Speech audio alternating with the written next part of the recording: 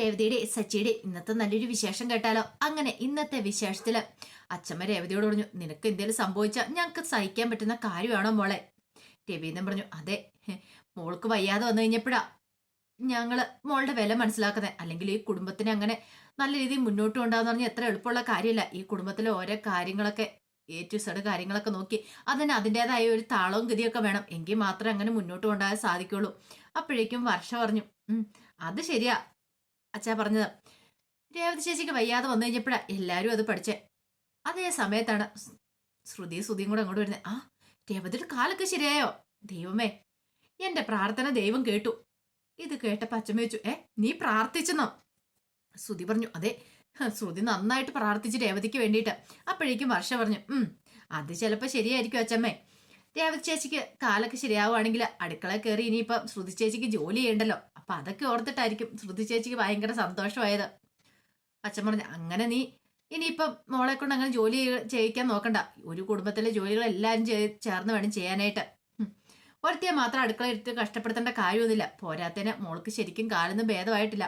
മോളെ, ഒരു കാര്യം പറഞ്ഞേക്കാം, അടുക്കളയിൽ കൂടെ ഓടി നടന്ന് അങ്ങനെ ജോലിയൊന്നും ചെയ്യണ്ട കേട്ടോ. പഴയതുപോലൊന്നും അല്ല, കാലിനൊക്കെ നല്ല വേദനയും കാര്യങ്ങളും ഉണ്ടാവും. അതൊക്കെ ഞാൻ നോക്കിക്കോളാം അച്ഛമ്മേ. അയ്യോ, എനിക്ക് പോവാൻ സമയേ അച്ഛമ്മേ.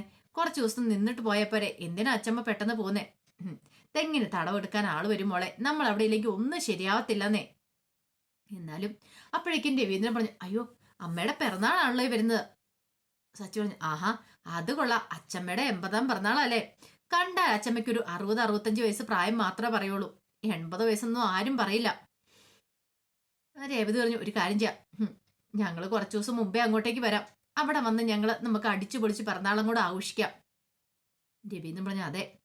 അപ്പോഴേക്കും വർഷ ശ്രീകാന്ത് പറഞ്ഞു, ഞങ്ങൾക്ക് ലീവ് കിട്ടുമെന്ന് തോന്നുന്നില്ല അച്ഛമ്മേ. അത്രയും ദിവസമൊക്കെ അത് മാറി നിൽക്കാന്ന് പറഞ്ഞാൽ ഭയങ്കര ബുദ്ധിമുട്ടുള്ള കാര്യമാണ്. ശ്രുതി അത് തന്നെയാ പറഞ്ഞേ, ഞങ്ങളുടെ കാര്യം ഇതൊക്കെ തന്നെയാണ്. ലീവ് കിട്ടുമെന്ന് തോന്നുന്നില്ല, ഞങ്ങൾക്ക് വരാൻ പറ്റില്ല.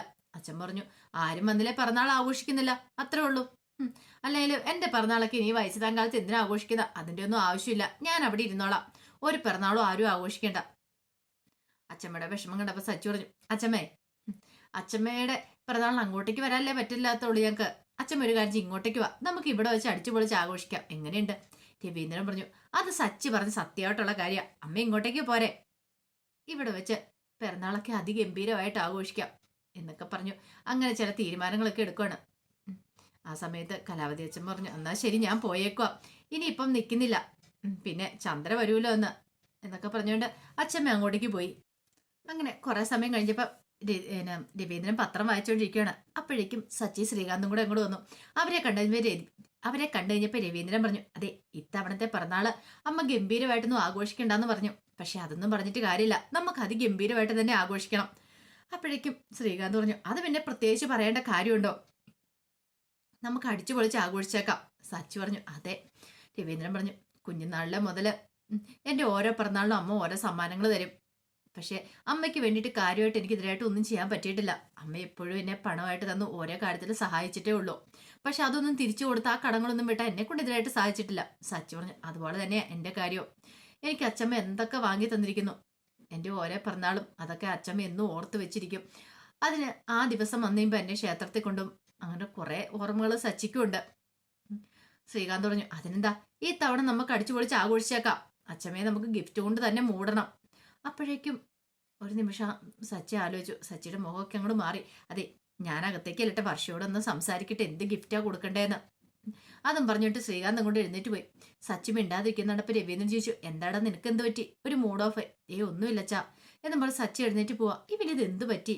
ഇവനിങ്ങനെയൊന്നും അല്ലല്ലോ, എന്തോ കാര്യമായിട്ട് സംഭവിച്ചിട്ടുണ്ടല്ലോ, ചോദിച്ചിട്ടൊന്നും പറഞ്ഞിട്ടുമില്ല എന്ന് രവീന്ദ്രൻ വിചാരിച്ചു.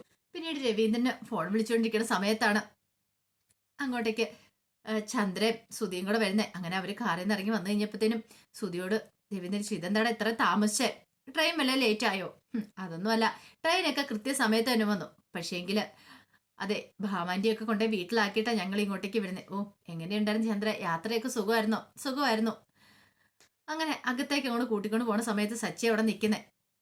ആ സമയം ചന്ദ്രമതി ചോദിച്ചു, അല്ല, എങ്ങനെയുണ്ട് രേവതിക്ക്? രേവതിയുടെ കാലൊക്കെ ഭേദമായോ? അവൾക്ക് കാലൊക്കെ ഭേദമായി, കാലൊക്കെ കുത്തി നടക്കാൻ തുടങ്ങി. അപ്പോഴേക്കും സച്ചി പറഞ്ഞു, എൻ്റെ അച്ഛാ, ഇനി അല്ലെന്നൊന്നും പറയരുത്, അമ്മ വന്ന വഴി തന്നെ അടുത്ത തീർത്ഥാടനത്തിനായിട്ട് പോകും. രേവതിയുടെ കാല് ശരിയായില്ലെങ്കിൽ പിന്നെ അമ്മ ഇവിടെ നിൽക്കത്തില്ല എന്ന് പറഞ്ഞു. ദേ ഞാനിങ്ങ് വന്ന് കയറിയതുള്ളൂ, കണ്ടില്ലേ രവിയേട്ടാ അവൻ ഓരോന്നൊക്കെ പറഞ്ഞ് കുത്തി കുത്തി പറയാൻ തുടങ്ങിയത്. എടി നീ പോയി അകത്ത് പോയി ഫ്രഷ് ആന്ന് നോക്ക് എന്ന് പറഞ്ഞു. ആ സമയത്ത് ബാഗ് എടുത്തോണ്ട് സുതി വന്നു. ഈ ബാഗിന് നല്ല കനമുള്ളാറ്റ, ഈ ബാഗിന് നല്ല കനമുള്ള അച്ഛാ. ഇതെന്താ ഇതിനകത്ത് വല്ല അരവണ പൈസ ഒക്കെ കാണുമായിരിക്കും അല്ലേ? ഹാ ഹാ നീ കൊണ്ടേയില്ല, ചിലപ്പോ അതൊക്കെ കാണുമായിരിക്കും എന്ന് പറഞ്ഞു. ബാഗുമായിട്ട് സുതി അങ്ങോട്ടേക്ക് പോയി. കുറച്ച് കഴിഞ്ഞപ്പോഴത്തേനും സച്ചിക്ക് നല്ല ടെൻഷനാ. സച്ചിയുടെ ടെൻഷൻ വേറെ ഒന്നുമല്ല, അച്ചമ്മയ്ക്ക് എന്ത് വാങ്ങിക്കൊടുക്കും, തന്റെ ഈ പൈസ ഇല്ലല്ലോ എന്നൊരു ചിന്തയായിരുന്നു. അപ്പൊ അതിനെക്കുറിച്ചൊക്കെ സച്ചി ഇങ്ങനെ ചിന്തിച്ചിരിക്കുക. കുറച്ച് കഴിഞ്ഞപ്പോ സുതി നേരെ പാർക്കിലേക്ക് ചെല്ലുവാണ്. പാർക്കിലേക്ക് ചെന്ന് തന്റെ ഫ്രണ്ടിനെ ആനന്ദിനെ കാണുക. അപ്പൊ അവൻ അവിടെ പോത്തുപോലെ കിടന്ന് ഉറങ്ങുന്നുണ്ടായിരുന്നു. അങ്ങനെ അവന്റെ അടുത്തേക്ക് ചെന്ന് കഴിഞ്ഞപ്പോഴത്തേനും അവന് ഈ ചാടി എഴുന്നേറ്റ് ചോദിച്ചു, എന്താടാ എന്താടാ സുധി, നീ എന്താ ഇവിടെ? അതെ, എനിക്ക് നിന്നെ ഒന്ന് കാണണം തോന്നി. അല്ല നീ ഇങ്ങോട്ടേക്ക് വരാറ് പോലും ഇല്ലായിരുന്നല്ലോ. ആ വരാറ് പോലും ഇല്ലായിരുന്നു, പണ്ടത്തെ പോലെ ഒന്നും അല്ലല്ലോ. എനിക്ക് ബിസിനസ്സും കാര്യങ്ങളൊക്കെ ഉണ്ടല്ലോ. ഓ നീ വലിയ ബിസിനസ്മാനൊക്കെ ആയല്ലോ. അല്ല നിന്നെ മുമ്പേ ആരുടെയൊക്കെ തട്ടിക്കൊണ്ട് പോയെന്നൊക്കെ പറഞ്ഞിട്ട് എങ്ങനെയായി? ഓ അതൊക്കെ ഞാൻ രക്ഷപ്പെട്ടു വന്നു. പക്ഷെ അതിനേക്കാളും വലിയൊരു അബദ്ധം എനിക്ക് പറ്റിയെന്ന് പറഞ്ഞാൽ മതി. നിനക്ക് അബദ്ധമോ പറ്റിയെന്നുള്ള കാര്യം ഞങ്ങൾക്കറിയാം. എന്താടാ അത്? പിന്നെ ഉണ്ടല്ലോ, ഒന്ന് രണ്ട് ഫ്രോഡുകൾ കടയിൽ കയറി വന്നു, 5 ലക്ഷം രൂപയുടെ പർച്ചേസ് നടത്തി. എന്നിട്ട് എന്തായി? വിജിലൻസുകാരുടെ വേഷം ചമഞ്ഞ് അവന്മാരാ പൈസയും തട്ടിച്ചുകൊണ്ട് പോയി.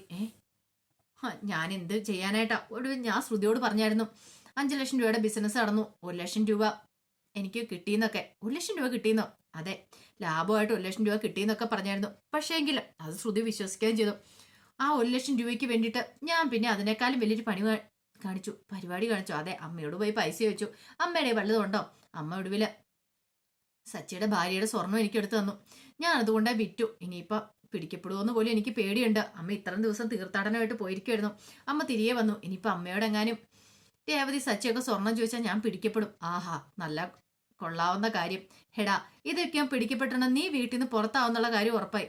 എടാ എനിക്ക് എന്ത് ചെയ്യണമെന്ന് അറിയത്തില്ല, ആകെപ്പാടെ തല പെരുത്ത് കയറുന്നുണ്ട്. എടാ നീ കുറച്ച് പൈസ തരാമോ എനിക്ക്? എത്ര രൂപ? എടാ ഒരു 5 ലക്ഷം രൂപ താടാ. ഇതേ മിണ്ടാതെ പൊയ്ക്കോ അവിടുന്ന്. നിനക്ക് 10-20 രൂപ എന്നിട്ട് ഞാൻ കിടന്ന് പെടാപ്പാട വിട്ട കാര്യം എനിക്കറിയാം. എന്നിട്ട് നിനക്ക് 5 ലക്ഷം രൂപ ഞാൻ തരാൻ പോകുന്നു. ഒന്നും മിണ്ടാതെ പൊക്കെ എന്ന് പറഞ്ഞ് ആനന്ദൻ അങ്ങോട്ടേക്ക് പോയി. ശ്രുതിക്ക് എന്ത് ചെയ്യണമെന്നറിയില്ല. ശ്രുതിക്ക് മനസ്സിലായി താൻ പെട്ടു. ഇനിയിപ്പം തനിക്ക് എത്ര പൈസ ഒന്നിച്ചുണ്ടാക്കാണ്ട് സാധിക്കില്ലോ. പലിശ കൊടുക്കാന്നൊക്കെ അവനോട് പറഞ്ഞ, പക്ഷെ അവൻ അതിനൊന്നും തയ്യാറായില്ല. അതേസമയം സച്ചിയുടെ അടുത്തേക്ക് രേവതി വന്നു. രേവതി എന്നിട്ട് ചോദിച്ചു, എന്താ സച്ചിയുടെ ഭയങ്കര ആലോചന? ഒന്നുമില്ല, ഞാൻ അച്ഛമ്മയുടെ പിറന്നാളിനെ കുറിച്ച് ആലോചിക്കുമായിരുന്നു. അത് നമുക്ക് ഗംഭീരമായിട്ട് ആഘോഷിക്കണ്ടേ? ആഘോഷിച്ചാൽ മാത്രം പോലെ രേവതി, അച്ഛമ്മയ്ക്ക് എന്തെങ്കിലും സമ്മാനം കൊടുക്കണ്ടേ? കുഞ്ഞുനാളിലെ മുതൽ ഞാൻ അച്ഛമ്മയുടെ അടുത്തായിരുന്നു. ഇത്തിരി ഇല്ലാത്തപ്പോ തൊട്ട് അച്ഛമ്മയുടെ അടുത്ത നിന്ന് ഞാൻ പഠിച്ചതും വളർന്നും ഒക്കെ. അപ്പൊ ആ സമയത്തൊക്കെ എന്റെ പിറന്നാളൊക്കെ അച്ഛമ്മ ഗംഭീരമായിട്ട് ആഘോഷിക്കായിരുന്നു. അത് മാത്രമാണോ? എനിക്ക് കാറ് വാങ്ങി തന്നല്ല അച്ഛമ്മയെ കുറിച്ച് പറഞ്ഞിട്ടുണ്ടെങ്കിൽ ഒരു ദിവസമൊന്നും പോരാ, എന്നാലും തീരില്ല. അത് കേട്ടപ്പോ രേവതി പറഞ്ഞു, അതിനെന്താ, നമുക്ക് അച്ഛമ്മയ്ക്ക് സമ്മാനം വാങ്ങിച്ചു കൊടുക്കാം. പക്ഷെ എന്ത് വാങ്ങിച്ചു കൊടുക്കും? അല്ല സച്ചേന്റെ മനസ്സിൽ എന്താ? എന്റെ മനസ്സിൽ സ്വർണം വാങ്ങിച്ചു കൊടുക്കണമെന്ന്. അങ്ങനെയാണെങ്കിൽ വാങ്ങിച്ചു കൊടുക്കാം. ഒരു 2-2.5-3 പവനെങ്കിലും മേടിച്ചു കൊടുക്കണം. 3 പവന്റെ മാലെങ്കിലും മേടിച്ചു കൊടുക്കണം. അല്ല സച്ചേട്ടാ, അപ്പൊ അതിന് 2-2.5 ലക്ഷം രൂപ മുകളിലാകത്തില്ലേ? 2-3 ലക്ഷം രൂപ അടുത്താകത്തില്ലേ? അതെ, അത്രയും പണം വേണം. അത് എവിടെ നിന്ന് ഉണ്ടാക്കും? ആരുടെയും ചോദിച്ചു നോക്കാം. ചിലപ്പോൾ പലിശക്കാരുടെ ആയാലും ചോദിച്ചു നോക്കണേ തരും. പിന്നെ അത് അടച്ചു തീർത്താൽ മതിയല്ലോ. അച്ഛമ്മയ്ക്ക് വേണ്ടി ഞാൻ അത്രയെങ്കിലും ചെയ്യണ്ടേ? അപ്പോഴേക്കും രേവതി പറഞ്ഞു, അത് ശരിയാ, എന്റെ താലി കോർക്കൽ ചടങ്ങിന് വന്നിട്ടാണെങ്കിലും അച്ഛമ്മ എനിക്ക് എന്തൊക്കെയാ തന്നെ. അപ്പോൾ ഉറപ്പായിട്ടും അച്ഛമ്മയ്ക്ക് വേണ്ടിയിട്ട് നമ്മൾ അത്രയെങ്കിലും ചെയ്യണം. എനിക്ക് അച്ഛമ്മയ്ക്ക് എത്ര ചെയ്താലും മതിയാകത്തില്ല. കാരണം ഇവിടെ വന്നു കയറിയ കൊച്ചുമാൻ്റെ ഭാര്യമാരിൽ ഏറ്റവും കൂടുതൽ എന്നോടാ ഇഷ്ടം അച്ഛമ്മയ്ക്ക്. അതെനിക്ക് പലപ്പോഴും മനസ്സിലായിട്ടുള്ള കാര്യമാണ്. അതും പറഞ്ഞ് രേവതി തൻ്റെ മനസ്സ് തുറക്കുക. അപ്പോൾ അതിൻ്റെ വിശേഷങ്ങളൊക്കെയാണ് നമ്മളിന്ന് കാണുന്നത്. ഇതിൻ്റെ ബാക്കി വിശേഷങ്ങളുമായിട്ട് വൈകുന്നേരത്തെ പ്രമോയി വരാട്ടോ. ഒരിക്കൽ കൂടി എല്ലാവർക്കും ശുഭദിനം നേർന്നുകൊണ്ട് നിർത്തുന്നു. നന്ദി.